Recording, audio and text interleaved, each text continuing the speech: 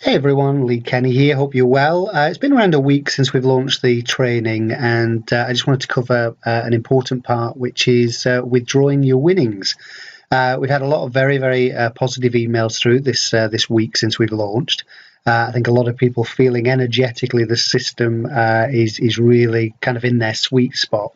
And when we started playing earlier this week, we kept a fairly low amount within the bankroll.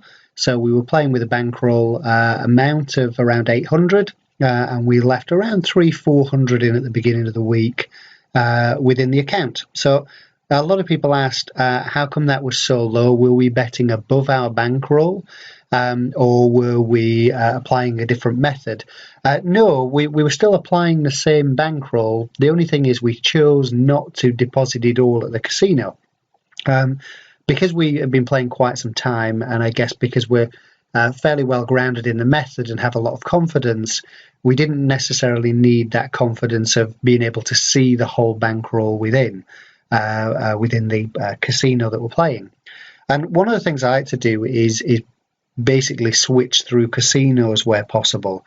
So, for example, rather than winning and beating William Hill, for example, every week, I don't mind doing that for 2 or 3 weeks, but then I may switch to Ladbrokes or I may switch to 888 and really kind of share that pain for the casinos, as it were.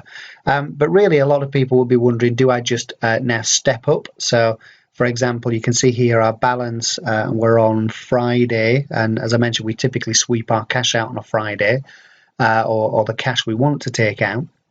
So what we'll do here is we will withdraw probably half of this money here and take that as banked profits. So yes, it will drop our bankroll as far as the casino is concerned down to 566, but we're still maintaining that same level. And if we did have the 2 or 3 bust outs in a row that meant that we now lost our cash at the casino, we would just go back and we would then deposit some more cash into the casino. But obviously, this is only useful if you can spend the money that you've earned. So we don't earn interest on the cash, as it were, in the casino. So you have 2 options. So here, for example, we've had a week of probably doing a lot of videos, which means we've played a little longer in some shoes than we would normally.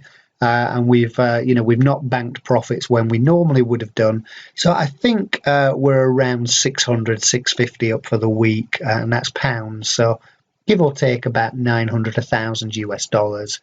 And that's roughly where we want to be in terms of this particular account. So what we're going to do now is we're going to take out about 500, which is a little less, as I say, than we normally would have taken. Normally we take out that £600-700 a week out of this account, but we're going to take that out, and then we'll leave some money in there so that we can come back and start betting here as well. You have a couple of choices. You can either say, great, I'm now ready to move up to the next level. So instead of maybe doing $3 or $4 units, maybe you're now able to move up to $5 or $6, entirely up to you. But there is something good knowing about, particularly when you've been able to withdraw the amount of money you originally put in, and now you're just playing with mentally with fun money, with profits.